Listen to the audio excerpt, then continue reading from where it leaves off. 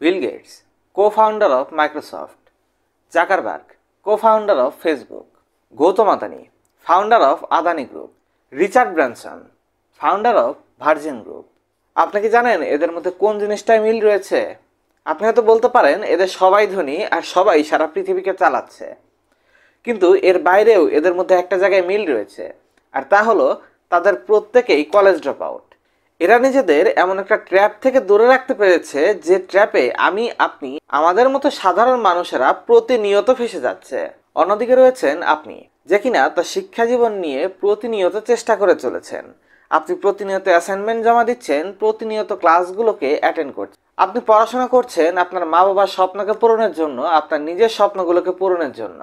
ছাত্র জীবন শেষে আপনি একটা বড় পদে নিযুক্ত হওয়ার মতো চাকরি পাবেন, এই আশায় আপনি চালিয়ে যাচ্ছেন আপনার পড়াশোনা।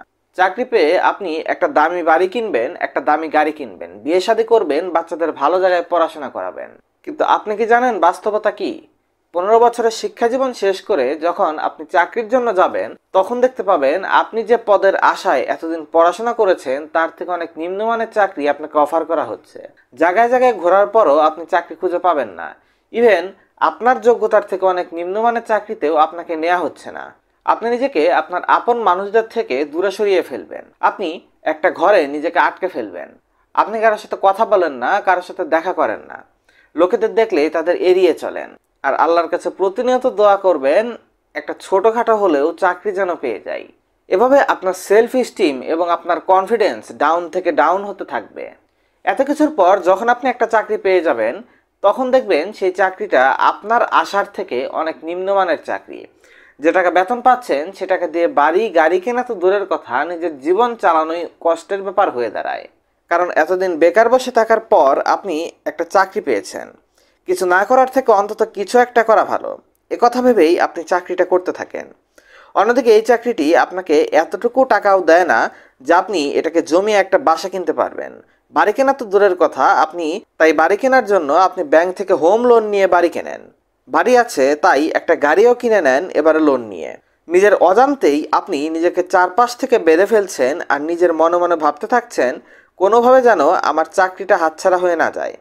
এই চাকরি না থাকলে আমি কিভাবে বাড়ির খরচা গাড়ির খরচা বহন করব। এগুলো ভাবতে ভাবতেই আপনি আপনার জীবনের সব স্বপ্ন চোখের সামনে ভেঙে যেতে দেখেন, আর এই জীবনকেই আপনার স্বাভাবিক বলে মনে হতে শুরু করে। আর জীবনের শেষ সময় এসে আপনার কাছে মনে হয় আমি হয়তোবা আনলাকি ছিলাম, আমি জীবনে অনেক পরিশ্রম করেছি কিন্তু আমার ভাগ্যে ছিল না, তাই হয়নি। কিন্তু এর পেছনের চিত্র আসলে অন্যরকম, যে চিত্র আপনাকে কেউ বলবে না। এটাকে আপনার কাছ থেকে লুকিয়ে রাখা হয়েছে কোনো এক অজানা কারণে। যে শিক্ষা ব্যবস্থাকে আপনি চোখ বন্ধ করে ফলো করে আজকে এই বিপদে পড়েছেন, সেই শিক্ষা ব্যবস্থার এমন কিছু লুপ হোল ফাঁস হতে যাচ্ছে আজকের ভিডিওতে, যা আপনার চোখ খুলে দেবে। আপনি বুঝতে পারবেন এই শিক্ষা ব্যবস্থাকে ডিজাইন করা হয়েছে এমনভাবে যাতে আপনি মালিক নন, বরঞ্চ শ্রমিক হিসাবে আপনার জীবন পার করেন। আপনি মালিক নন, আপনি যেন চাকর হয়ে ওঠেন, তার পুরো বন্দোবস্ত করা হয়েছে এই শিক্ষা ব্যবস্থাতে। কথাগুলো শুনে হয়তোবা আপনার মনে হচ্ছে এগুলো আমার মন গড়া কোনো কথা, আমি হয়তো মন গড়াভাবে কোনো কথা আপনাকে বলে যাচ্ছি। কিন্তু না, 5টা মিনিট বিশ্বাস রাখুন আর ভিডিওটি দেখুন, আমি গ্যারান্টি দিচ্ছি আপনি নিজেও ভাবতে বাধ্য হবেন এই বিষয়টা নিয়ে। Chapter 1, how this education system created. সাল 1806। নেপোলিয়নের আর্মি এবং প্রেশিয়ান আর্মির মধ্যে একটা যুদ্ধ চলছিল। এই যুদ্ধে প্রেশিয়ান আর্মি তৎকালীন পৃথিবীর সবচেয়ে শক্তিশালী একটা বাহিনী হওয়ার পরও নেপোলিয়নের বাহিনীর কাছে হেরে যায়। প্রেশিয়ান আর্মির সেনাদের কাছে সবচেয়ে অত্যাধুনিক অস্ত্র এবং সবচেয়ে অত্যাধুনিক সমস্ত ট্রেনিং থাকার পরও তারা যুদ্ধে হেরে যায়। ফলাফল হিসাবে প্রেশিয়াকে তার দেশের অর্ধেক ভূখণ্ড নেপোলিয়নের কাছে দিয়ে দিতে হয়। এ সময় প্রেশিয়ার সমস্ত যুদ্ধে হারের কারণ নিয়ে প্রেশিয়ানরা গবেষণা শুরু করে। তারা দেখতে পায় তাদের যুদ্ধে হারার কারণ ছিল তাদের সেনাবাহিনীর লোকেরা তাদের কমান্ডারদের কমান্ড শুনছিল না, তারা নিজেদের মতো করে যুদ্ধ করছিল। যেখানে নেপোলিয়নের বাহিনী সম্পূর্ণরূপে তাদের কমান্ডাররা যা বলছিল, লিডাররা যা বলছিল সেই হিসাবে যুদ্ধ করছিল। এ সময় প্রেশিয়ান আর্মির কমান্ডার এবং বুদ্ধিজীবীরা চিন্তা করতে থাকে এই সমস্যার সমাধান কি। তারা এমন একটা জাতি চাচ্ছিল, তারা এমন একটা সেনাবাহিনী চাচ্ছিল এবং এমন একটা জনগণ চাচ্ছিল যাদের কোনো নির্দিষ্ট চিন্তা করার বা নিজেদের কোনো মতামত থাকবে না, শুধুমাত্র উপরের সবার কমান্ডমেন্ট অনুযায়ী তারা চলবে। তারা অনেক চিন্তা ভাবনা করার পর এমন একটা পদ্ধতি বের করে যে পদ্ধতিতে তারা চাইলেই সকলের ব্রেনকে নিয়ন্ত্রণ করতে পারে। এজন্য তাদের সেই সব মস্তিষ্ককে টার্গেট করতে হবে যেগুলো কেবল বিকশিত হচ্ছে। ওই সমস্ত মস্তিষ্কের মানুষগুলোকে সেইভাবে ট্রেন করা হবে যাতে তারা তাদের কমান্ডারদের কমান্ড মানতে পারে, যাতে তাদের সরকার প্রধান তাদের যা বলে তারা তাই করে বেড়ায়, যাতে তাদের দেশের রাজা তাদের যা করতে বলে তারা যেন তাই করে, নিজেরা যেন চিন্তা করে কোনো সিদ্ধান্ত না নেয়। আর এখান থেকেই তৈরি হয় দ্য প্রাশিয়ান এডুকেশন সিস্টেম। 5 থেকে 13 বছরের প্রত্যেকটা বাচ্চার জন্য এই এডুকেশন সিস্টেম ধার্য করা হয় যাতে তারা এমন একটা জনবল পায় যারা উপরের কমান্ড মেনে চলতে অভ্যস্ত, যেখানে শুধু তারা সোলজার তৈরি করতে পারবে আর এমন সোলজার তৈরি করবে যারা ভালো খারাপ চিন্তা না করে তাদের কথা মানতে বাধ্য থাকবে আর এটুকুই কাজ করবে যতটুকু তাদের লিডাররা তাদের করতে বলবে। এই 8 বছরের শিক্ষা জীবনের মধ্য দিয়ে তাদের শুধু এটুকুই শিক্ষা দেয়া হয় যেখানে তারা শুধু নিজেদের লিডারদের কথা মান্য করবে এবং তাদের আদেশ অনুযায়ী কাজ করবে। তাদের মধ্যে এমন কোনো শিক্ষাই দেয়া হয় না যে শিক্ষা দ্বারা তারা নিজেদের কথাও চিন্তা ভাবনা করতে সক্ষম হবে। এই শিক্ষা ব্যবস্থার মধ্য দিয়ে তাদের পরিকল্পনা অনুযায়ী তাদের প্রাপ্য রেজাল্টও তারা পেতে থাকে। আর এর মধ্য দিয়ে দুনিয়ার বুকে এমন একটা সিস্টেম তৈরি হয়ে গিয়েছিল যা আগামী দিনের ভবিষ্যৎকে সম্পূর্ণরূপে পরিবর্তন করতে পেরেছিল। আর বর্তমানে ঠিক এমনই হচ্ছে। এই সব কিছুর মধ্যে এমন একটা জিনিস ছিল যা দ্রুতই সারা দুনিয়াতে বৃদ্ধি পাচ্ছিল।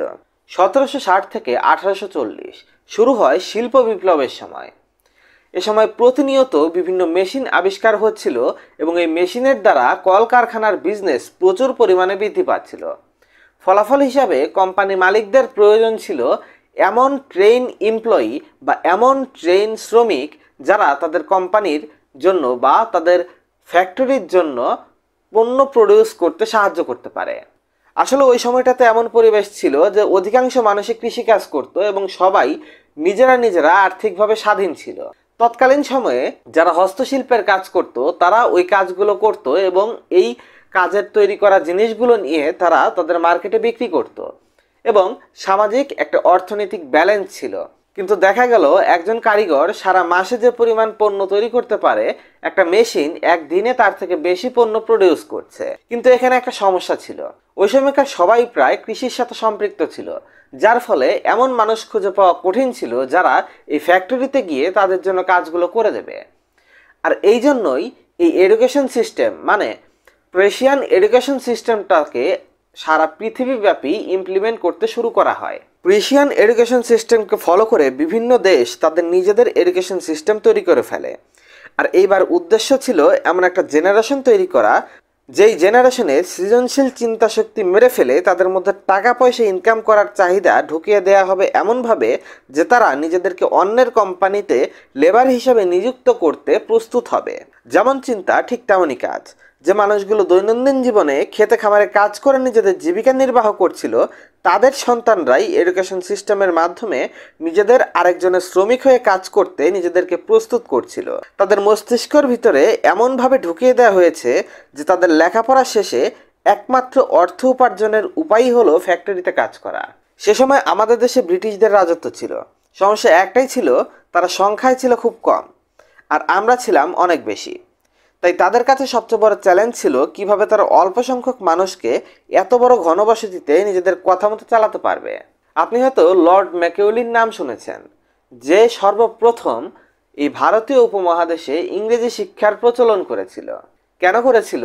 কারণ তাদের এমন একটা লোকবলের প্রয়োজন ছিল যাদেরকে তারা এই অঞ্চল থেকেই কালেক্ট করতে পারবে এবং তাদের মাধ্যমে তাদের শোষণ কার্য মানে এই অঞ্চলের মানুষকে শাসন করার কাজটা তারা এই অঞ্চলের মানুষদের দিয়েই করাতে পারবে। তারা নিজেদেরকে সুপিরিয়র প্রমাণ করার জন্য মানুষের সাথে এমনভাবে ট্রিট করত যার ফলে আমাদের অঞ্চলের মানুষজন এটা ভেবেই নিয়েছিল যে আমরা তাদের থেকে নিম্ন শ্রেণীর। এর ফলে অফিস আদালত থেকে শুরু করে ফ্যাক্টরি পর্যন্ত সমস্ত জায়গায় এডুকেশন সিস্টেম থেকে ইংরেজি শেখা কিছু এমপ্লয়ি এবং লেবার প্রডিউস হতো যাদের দিয়ে ব্রিটিশরা তাদের সাম্রাজ্যটাকে ধরে রেখেছিল। কারণ এখানে তাদের সংখ্যা ছিল খুবই কম আর সেই সুদূর ব্রিটেন থেকে এসে এই অঞ্চল শাসন করা বা এই অঞ্চলের সেনাবাহিনী থেকে শুরু করে প্রতিটা কর্পোরেট জিনিস ম্যানেজ করা খুবই টাফ ছিল, যার জন্য তারা এই পলিসি অবলম্বন করে এবং এই শিক্ষা ব্যবস্থাকে আমাদের এখানে ইমপ্লিমেন্ট করে। আপনি চিন্তা করতে পারেন এখন তো ব্রিটিশরা চলে গেছে, এখন তো আমরা স্বাধীন, এখন তো আর কোনো সমস্যা নেই এডুকেশন সিস্টেমে, তাই তো, যদি এটা ভেবে থাকেন তাহলে আপনি ভুল ভাবছেন। চ্যাপ্টার 2, আপনার জন্ম হওয়ার আগে এবং আপনার জন্ম হওয়ার পর আপনার মা বাবার মধ্যে যে চিন্তাটা সর্বপ্রথম আসে সেটা কি আপনি জানেন? তা হলো আপনাকে তারা দেশের সেরা স্কুল, সেরা কলেজ, সেরা বিশ্ববিদ্যালয়গুলোতে পড়াশোনা করাবে, যেখানে আপনার পিতামাতা গর্ব করে বলতে পারবে যে আমার ছেলে অনেক বড় বিশ্ববিদ্যালয়ে পড়ে বা আমার মেয়ে অনেক বড় কলেজে পড়ে। আর এই চিন্তা থেকেই আপনার পিতামাতা আপনাকে একটা ভালো স্কুল বা কলেজে ভর্তি করে দেয়। আর আপনার মা বাবা খুব নিশ্চিন্তে বসে যায় যে এখন থেকে শুধু আমার সময় মতো স্কুলে কলেজের ফিস দিতে হবে, আর তারাই আমার সন্তানদের ভবিষ্যৎ গড়ে দেবে। অন্যদিকে আপনি স্কুলে পৌঁছান একটা ফ্রেশ ক্রিয়েটিভ মাইন্ড নিয়ে, এমন একটা মাইন্ড নিয়ে যেখানে কোনো লিমিটেশন থাকে না, এমন একটা মাইন্ড যেখানে সঠিক শিক্ষা পেলে যে কোনো কিছু করে দেখানো সম্ভব। আর সেখানে আপনার হাতে কিছু বই এবং সিলেবাস দিয়ে আপনার মাইন্ডকে লিমিটে বেঁধে দেওয়া হয়, আর সারাদিন আপনি সেগুলো নিয়েই চিন্তা ভাবনা করতে থাকেন। এর বাইরে আপনার চিন্তা শক্তি এক কথায় ধ্বংস করে দেয়া হয়। আর এগুলোর বাইরেও যদি আপনি নিজে অন্য কিছু করার চিন্তা করে থাকেন, সেক্ষেত্রে আপনার স্কুলের মার্কস ক্ষতিগ্রস্ত হয়, ফলে আপনি ভালো ছাত্র হিসাবে আর সমাজে পরিচিত হতে পারেন না। কিন্তু আমাদের মা বাবা কি কখনো এটা চিন্তা করে দেখেছে যে তাদের ভর্তি করা স্কুল কলেজে আমাদের কি শেখানো হচ্ছে, আমাদের ভবিষ্যৎ তৈরি করতে পারছে কিনা সেগুলো আদৌ? এই স্কুল কলেজে পড়ে কি আমাদের সৃজনশীল চিন্তা ভাবনা বৃদ্ধি পাচ্ছে? না, তারা এমন কোনো কিছু ভাবছেই না। তারা মনে করছে ওই স্কুল কলেজে পড়ে আমাদের ভবিষ্যৎ উজ্জ্বল হবে। অন্যদিকে এই এডুকেশন সিস্টেম আমাদের এমন একটা মানুষের রূপান্তর করে ফেলে যেখানে শুধু আমরা একটা ডিগ্রি হাতে নিয়ে চাকরির জন্য ছুটতে শুরু করি। আর যদি অন্য ভাষায় বলি তাহলে শুধু আমরা এটা চাই যে আমাদের কেউ একটা চাকরি দিয়ে দেখ। আমাদের পুরো শিক্ষা ব্যবস্থায় আমাদের কখনো আত্মনির্ভরশীল হতে শেখানো হয় না। আমাদের শেখানো হয় না একজন ছেলে কিভাবে নিজে থেকে আত্মনির্ভরশীল হতে পারে। যদিও বর্তমানে সিলেবাসে কিছু কিছু জিনিস নতুন করে সংযোজন করা হয়েছে, কিন্তু আপনি যদি ওভারঅল দেখেন তাহলে এখনও ব্রিটিশদের তৈরি করা সেই ফর্মুলাটাই রয়ে গেছে। কারণ ব্রিটিশদের সেই শিক্ষা ব্যবস্থাটা তৈরি করা হয়েছিল অন্যদের আন্ডারে মানুষকে দিয়ে চাকরি করানোর জন্য। এই পুরো সিস্টেম এমন একটা জেনারেশনকে তৈরি করেছে যারা শুধু নিজের বসের দেয়া আদেশ নির্দেশগুলো মান্য করবে, তার সম্মান করবে। তারা নিজেদের মস্তিষ্কে এমন এক চিন্তা ঢুকিয়ে দিচ্ছে যেখান থেকে আমরা শুধু দিনরাত কাজ করেই যাচ্ছি অন্য মানুষের জন্য, শুধু একটা ছোট আশায় যে মাস শেষে আমরা একটা স্যালারি পাবো। আর আমরা গাধার মতো কাজগুলো করেই যাই। একবার এটাও ভেবে দেখি না যে কাজগুলো আমাদের পছন্দ কি না। কেউ চায় না আপনি একজন আত্মনির্ভরশীল মানুষ হন, সবাই চায় আপনি অন্যের উপরে নির্ভরশীল হয়ে থাকেন। কেউ চায় না আপনি কোটিপতি হয়ে ওঠেন, কেউ চায় না আপনি আর্থিকভাবে স্বাধীন জীবন যাপন করেন।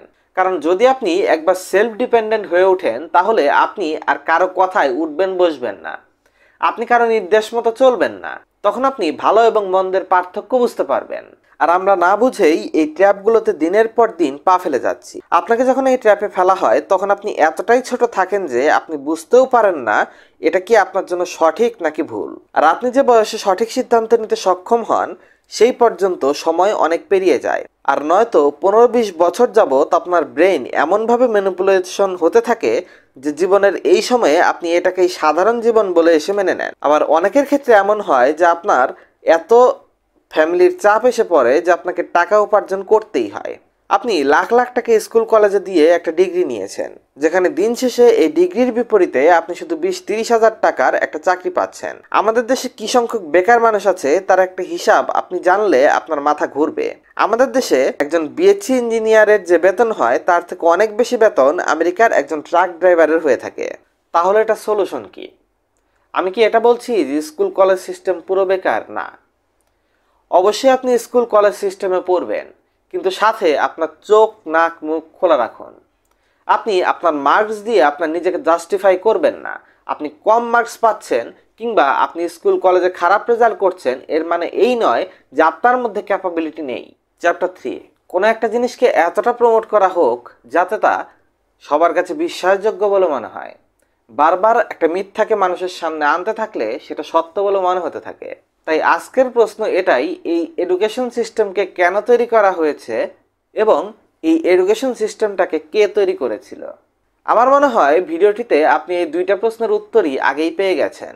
যে সময়ে এই এডুকেশন সিস্টেমকে তৈরি করা হয়েছিল সেই সময় পৃথিবীতে কোটি কোটি শ্রমিকের দরকার ছিল, কিন্তু বর্তমানে পরিস্থিতি কি? বর্তমানে একজন সাধারণ মানুষ খুব সাধারণ জীবনযাপন করে মরে যাচ্ছে। বেঁচে থাকার সময়ে না তো তারা নিজেদের পছন্দের একটা গাড়ি কিনতে পারছে, না তো বাড়ি, আর না তো এই সিস্টেমকে ফলো করে আজ পর্যন্ত কেউ কোটিপতি হতে পেরেছে বা ধনী হয়ে উঠতে পেরেছে। মাসিক ইনকামের গোল চত্বরে পড়ে নিজেদের জীবনকে ধ্বংস করে দিচ্ছে সবাই। আমরা শুধু ভয় পাচ্ছি আজকে একজনের চাকরি চলে গেছে, কালকে যদি আমার চাকরি চলে যায় তাহলে আমার কি হবে। আর এজন্য আমরা আমাদের আত্মসম্মানকে ভুলে গোলামি করে যাচ্ছি, আর যে আদেশ আসছে তা মেনে চলছি। কাজটা আমাদের পছন্দ কি না এটাকে আমরা গুরুত্ব দিচ্ছি না। এখন এর সমাধান হিসাবে আমাদের সামনে দুইটা রাস্তা আছে। এক, আমরা এই সিস্টেমের মধ্যে ফেসে থাকব আর এভাবেই আমাদের জীবনকে শেষ করে দেব, এবং আমাদের পরবর্তী প্রজন্ম, আমাদের সন্তানদেরও আমরা এটাই বোঝাবো যে এটাই সবচেয়ে সঠিক রাস্তা, নিরাপদ রাস্তা, এবং এই রাস্তায় তাদের জীবনকেও শেষ করে দেব। আর দ্বিতীয় রাস্তাটি হলো আমরা আমাদের নিজেদের রাস্তা নিজেরা বানিয়ে নেব। আমার কি পছন্দ, আমার কি অপছন্দ, আমার স্ট্রেংথ কোথায়, আমার উইকনেস কোথায়, আমার ইন্টারেস্ট কোথায়, এটার বেসিসে আমি আমার কেরিয়ার চয়েস করব।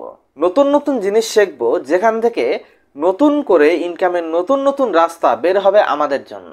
একটা সময় যে স্কিলগুলো শেখা অনেক কঠিন ছিল, সেই সমস্ত স্কিলগুলো বিজ্ঞান ও প্রযুক্তির কল্যাণে বর্তমানে আমরা ঘরে বসে অনলাইনেও বসে ফ্রিতেই শিখতে পারি। তাই আমরা এমন সব স্কিল শিখব এবং নিজেদের ইনকামকে বাড়ানোর জন্য সর্বোচ্চ চেষ্টা করব। আমরা কোনো এডুকেশন সিস্টেমের ট্র্যাপ কিংবা কোনো জবের ট্র্যাপের মধ্যে পড়ার জন্য বসে থাকবো না, অপেক্ষা করব না। আপনি যদি একজন পিতামাতা হয়ে থাকেন তাহলে আপনি শুধুমাত্র আপনার সন্তানকে তার মার্কশিটের নাম্বারের উপরে জাজ করবেন না। বিশ্বাস করুন, এই মার্কসের উপরে কিছুই ডিপেন্ড করে না। তার ফিউচার ডিপেন্ড করছে সে কতটুকু এক্সট্রাঅর্ডিনারি কাজ করতে পারবে, তার ব্রেন কতটুকু খোলা সেটার ব্যাপারে। বিজ্ঞান, বাংলা, অঙ্ক, ইংরেজির বাইরেও আরও অনেক সাবজেক্ট রয়েছে, আরও অনেক বিষয় রয়েছে সারা পৃথিবীতে জানার, যেগুলো আমাদের মেধাকে বিকাশ করতে পারে এবং আমাদের সৃজনশীলতাকে বাড়াতে পারে। তাই কাউকে তার স্কুল, কলেজ আর ইউনিভার্সিটির মার্কসের উপরে জাজ করবেন না। আপনার বাচ্চাকে প্রতিনিয়ত নতুন নতুন জিনিস এক্সপ্লোর করার জন্য উৎসাহিত করুন। হোক আপনার বাচ্চা স্কুল কলেজে একটু কম মার্কস পাচ্ছে, কিন্তু অন্যদিকে আপনার বাচ্চা এমন একটা ভালো স্কিল শিখছে যার দ্বারা ভবিষ্যতে সে ভালো ইনকাম করতে পারবে, কিংবা ভবিষ্যতে সে ভালো কোনো কেরিয়ার অপশন চয়েস করতে পারবে। লেখাপড়ার জন্য বিশ্ববিদ্যালয়ের অনেক স্টুডেন্টই কিন্তু তাদের লাইফে বিভিন্ন সময় কলেজে ড্রপ দেয়, কিন্তু আপনি আপনার নিজের কেরিয়ার চয়েসের জন্য, আপনার ইন্টারেস্ট খোঁজার জন্য, আপনার নিজের সাথে কমিউনিকেট করার জন্য, আপনার ভেতরে কি আছে সেটাকে বুঝে দেখার জন্য কতদিন সময় নিয়েছেন? আপনি কি এর পেছনে সময় ব্যয় করেছেন? যদি আপনি একটা সাদামাটা জীবনযাপন করে মরে যেতে না চান, আর যদি এই ট্র্যাপ থেকে নিজেকে বাঁচাতে চান, তাহলে আপনি নিজেকে সময় দিন। নিজের ভেতরে কোন পটেনশিয়াল আছে সেটা খুঁজে বের করার চেষ্টা করুন, কেননা সিদ্ধান্ত আপনার নিজেকেই নিতে হবে।